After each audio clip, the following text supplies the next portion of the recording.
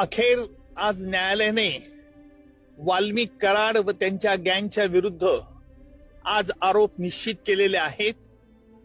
दिनांक 9 डिसेंबर 2024 रोजी संतोष देशमुख यांचा कट करून संगनमताने आरोपींनी खून केला आणि त्याचप्रमाणे यातील काही पुरावा नष्ट करण्याचा प्रयत्न केला. याला कारण म्हणजे वाल्मिक कराड याला जी खंडणी जो मागत होता ती खंडणी अबाडा कंपनीकडनं मिळण्यास अडथळा संतोष देशमुख यांनी केला. याकरिता त्यांचा खून करण्यात आला अशा रीतीचा सरकारतर्फे आम्ही आरोप प्रस्तावित केला. न्यायालयाने आरोप त्याप्रमाणे आज निश्चित केले.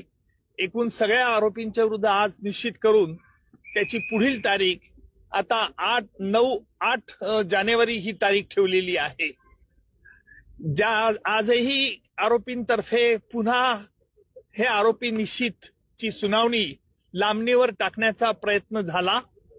आरोपींनी या खटल्यामध्ये आतापर्यंत जे D2 ऑपरेशन केलं, ज्याप्रमाणे पाकिस्तानतर्फे K2 operation, K for Kashmir आणि K फॉर खलिस्तान असं केलं जात होतं, त्याचप्रमाणे आरोपींनी देखील या खटल्यात वेळोवेळी वेगवेगळे हातखंडे वापरून D2 operation, D for delay आणि डिरेल, उशीर करणं आणि खटला उलथून टाकण्याचे प्रयत्न होते.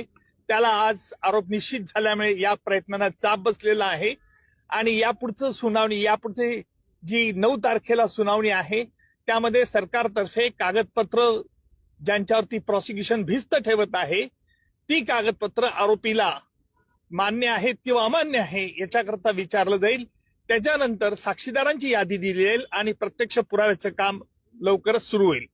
आरोपींच्या वतीने वारंवार वकील बदलले जात होते, त्याबद्दल देखील आज कोर्टाने नाराजी व्यक्त केली. काय नेमकं त्यालाच आम्ही आज आक्षेप घेतला की आरोपींतर्फे जे वेळोवेळी वकील बदलण्याचा त्यांना अधिकार आहे, नाही असं नाहीये, परंतु वेगवेगळ्या 30 कारणं ही पुन्हा पुन्हा न्यायालयापुढे मांडण्यात येत होती. म्हणून आम्ही न्यायालयाला विनंती केली की न्यायालयाने यापूर्वी देखील या त्यांच्या म्हणण्यावरती त्यांचं म्हणणं ऐकलेलं आहे, त्यामुळे न्यायालयाने यावरती निश्चित प्रकारचा आदेश द्यावा.